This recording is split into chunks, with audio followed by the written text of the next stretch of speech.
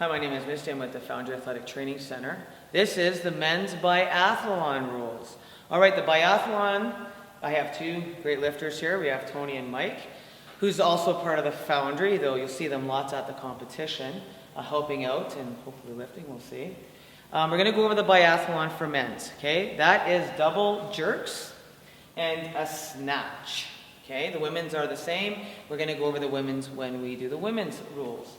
Now, the big thing is the jerk is the first event in the biathlon. The jerk is, again, your double weight, whatever weight you have, for 10 minutes. You have to have an hour at least minimum before you do your second event, the snatch. So it is a very grueling event.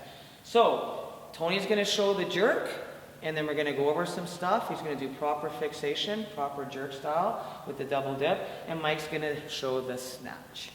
Okay, just to show that the biathlon is two different events, just in case you don't know if you're not sure. So, gentlemen, get ready. And go. You're going to notice Tony put the bells on his shoulders to set himself up. You're only allowed to do that once the bell's wrapped. You cannot do it in between reps. We're going to show that anyways. So, Tony's showing excellent double dip. His elbows are not touching the belt. That's a big one. If you wear a belt, you got to make sure that it stays low, that it doesn't touch. We're going to talk about equipment also. Mike is showing the snatch. We're not getting into all the details with the snatch. We just want to show what the biathlon is. It's two different events. The jerks are always done at the beginning, and the snatch is done at the end of most competitions, or somewhere at least an hour break. A couple more.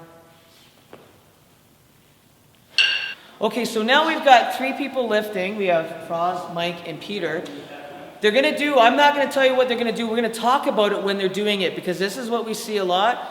And just to make sure, the best way to do this is to videotape yourself before you come to the comp to make sure that your reps are good. Because you may think you're doing good, but you realize that you're really shaky, no double dip, or you're too fast of a drop. So, gentlemen, you know what you're going to do. Can you please start doing your reps?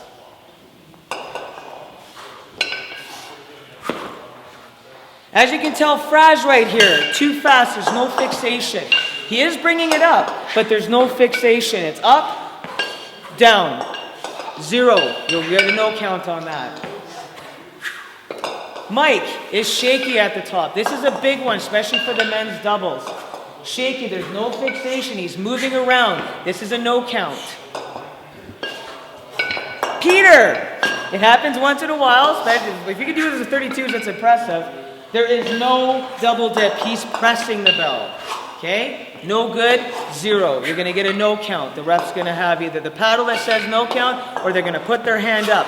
They don't have to tell you why you got no counted. They just have to tell you that there's no count. Your coach can yell at you saying, stop the bell. That's what your coach is for. It's not for the judge to tell you what you're doing wrong. Their job is to tell you that there's a no count or a count. And gentlemen, put the bells down. Got it? Okay, so now Tony's gonna do.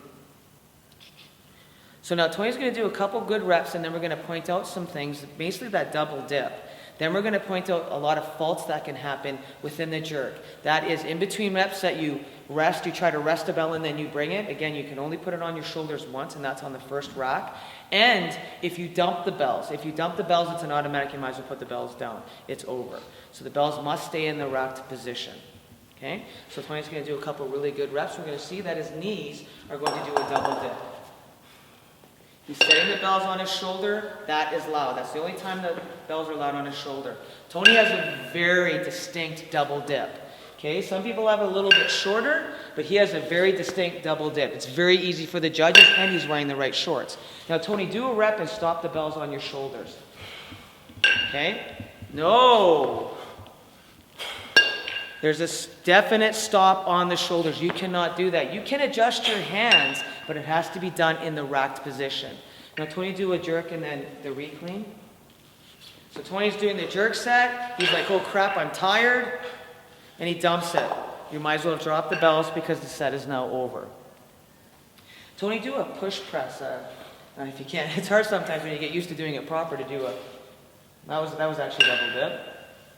There! Yes, that is a push press. That is a 0 count. It's not disqualified, but the judge is going to put their hand up and let you know that there was a no count. It's up to your coach to tell you what you did wrong. It's not up to the judge to tell you that you did not do a double dip. You can hold them. You can move it from side to, you get these guys that do this crazy side to side stuff. Totally legal. Okay, that's allowed. You're allowed to wrestle as long. Actually, someone wrestled for 30 seconds trying to get comfortable. The main thing is, if you wear a belt, don't let those don't let those elbows touch the belt. That's a no count. All right, good. Thanks, Tony. What is there? So that's this jerk. Fixation of both belts. Oh, okay. Like that, yeah. Fixation. Covered for the wrong side. Yeah. So we'll do another fixation.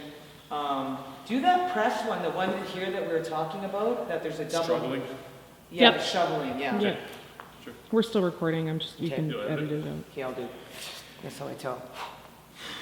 Okay, now we're going to do a couple more faults. They're a little bit more trickier, but they are in the official IUK rules. So we're going to talk, the same thing applies in the long cycle, in the jerk. It's all the same rules. We're going to go over that again. It's that top fixation and no movement at all once the bells are in the locked out position. So we're going to do a wobbly one. We're going to do a good one first. Everything's stopped, the bells have stopped. That's a wrap. Okay, so now we're going to do a shaky one. See, look, you can see the movement, they're moving, okay? No, the judge can call you on a no count. Now do a fast drop, up and down. No count, okay? Too fast. Okay, plus you're going to probably die anyways doing stuff like that. Now we're going to do we call it like the shovel. It's very distinct in the rules. Your arms are supposed to be locked out first, then your legs. If you try to do a pressing once your legs are locked, it's going to count as a no count. So we're going to try to do this. It's hard to do some of these moves. He's locked, and then his elbows lock out. You can get hit with a no count with that. It's hard. The judges, we have lots. We're going to be training these judges, but sometimes it can be missed. So you might see it in some competitions, but we're going to be really focused on good reps because we want to have the good reps when we go to Dublin.